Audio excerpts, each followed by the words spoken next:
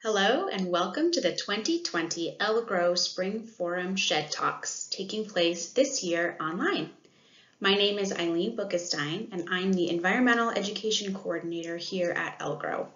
I'm here to introduce you to a Shed Talk by Joshua Arnold. Josh is a biology graduate student at Grand Valley State University with a focus in aquatic sciences. He is also the current graduate assistant for Grand Valley Metro Council's Environmental Programs Department, where he works primarily on the restoration of the Grand River in Grand Rapids. Josh received his bachelor's degree in ecology in 2017 from Indiana University of Pennsylvania, and he previously worked for the Pennsylvania Fish and Boat Commission. While he was working there on mussel translocation efforts, he came up with the idea for this presentation, which is also the focus of his graduate research at Grand Valley. Josh's presentation is titled, Assessing the Short-Term Effects of Translocation on Freshwater Mussels. Is habitat or water quality more important? We think his work is really important, and we hope you all enjoy listening to his presentation.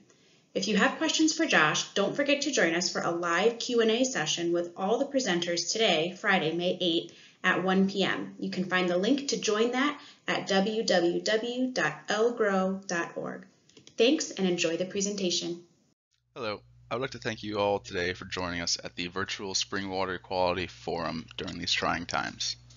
My name is Josh Arnold and I'm a bio grad student at Grand Valley State University, and today I'm going to talk to you about my upcoming thesis project, assessing the short-term effects of translocation on freshwater mussels and determining whether habitat or water quality is more important to these mussels.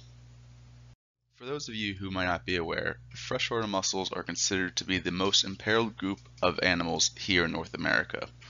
Of the 300 native species, greater than 70% of them are currently listed at either the federal or state level as endangered, threatened, or a species of special concern.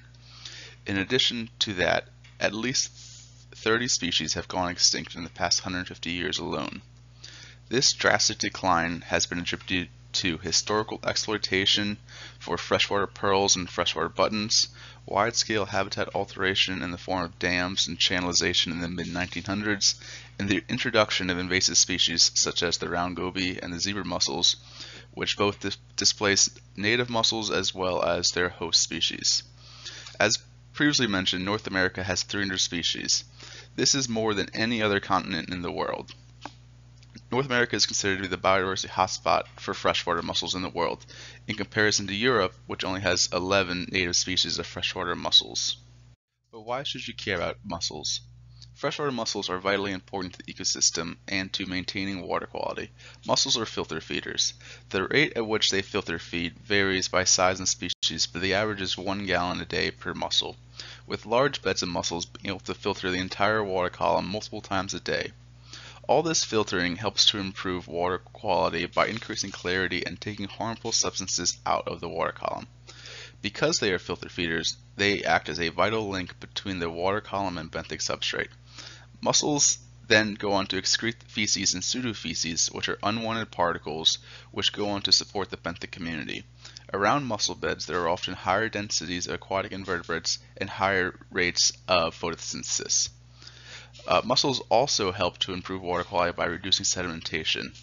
Mussels act as living rocks and help to hold the substrate in place, reducing the amount of bed erosion, which can help to reduce the amount of sedimentation.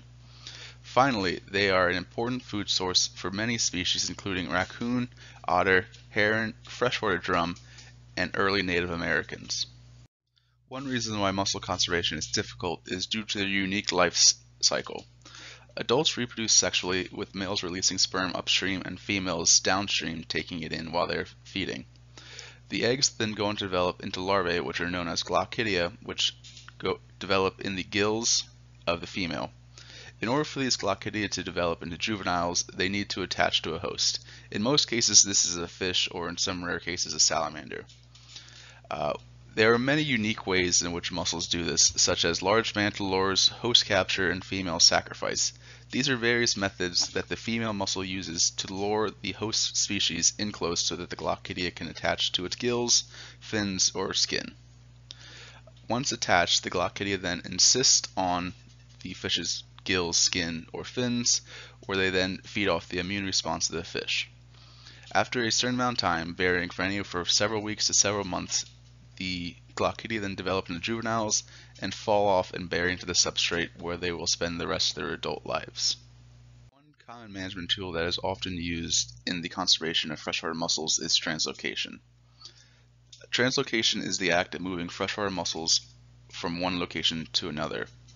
It is often used when populations are threatened with extirpation due to human changes such as the removal of dams or bridges. Translocation has been used since the early 1900s. However, translocation events have had varying levels of success throughout the years, with some cases all mussels surviving the translocation process, while in others all mussels dying. On average, it is estimated that only 50% of translocated individuals will survive 5 years post-translocation. All previous translocation events have used only survivability as a measure for success.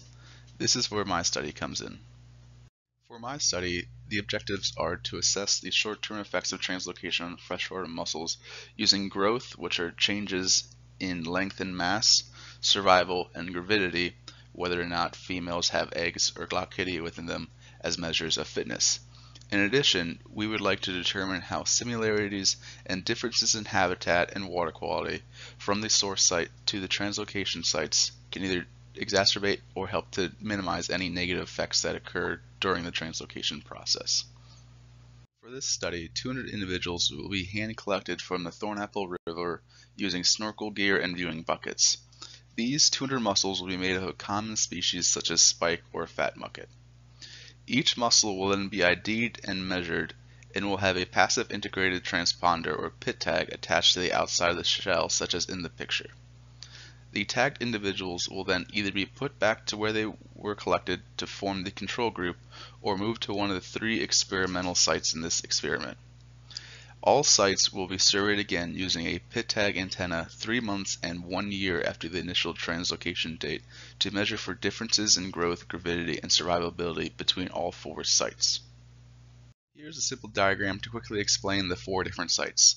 50 mussels will be placed back into the reach of the river which they were collected. These individuals will form the control group. In addition, we will have 3 experimental sites, a site that has similar habitat and similar water quality to the source population, a site that has dissimilar habitat and similar water quality, and finally a site that has similar habitat and dissimilar water quality. These experimental groups will allow us to determine whether habitat or water quality can exacerbate or help to minimize any negative effects that can occur during the translocation process. In order to select the experimental sites used in this study, there will be a rigorous set of tests to determine the suitability of habitat, water quality, and biotic factors. For habitat, we will use pebble counts to determine the average size of the substrate as well as the substrate composition. This is important to freshwater mussels as they prefer areas with more gravel and cobble. In addition, we will measure near bed velocity, and with this we will calculate shear stress, which is the amount of force needed to displace an object underwater. For water quality, we will measure pH, dissolved oxygen, conductivity, total dissolved solids using a handheld YSI, which is a water quality meter. We will monitor temperature on an hourly basis using temperature loggers. In addition, we will measure alkalinity, hardness, and ammonia using titration. Water quality is very important to mussels. Mussels are often called the canary of the coal mine for rivers, with them dying off for instances of rapid water quality changes. As filter feeders, they are prone to dying due to poor water quality. Juveniles are especially sensitive to poor water quality, especially changes in ammonia.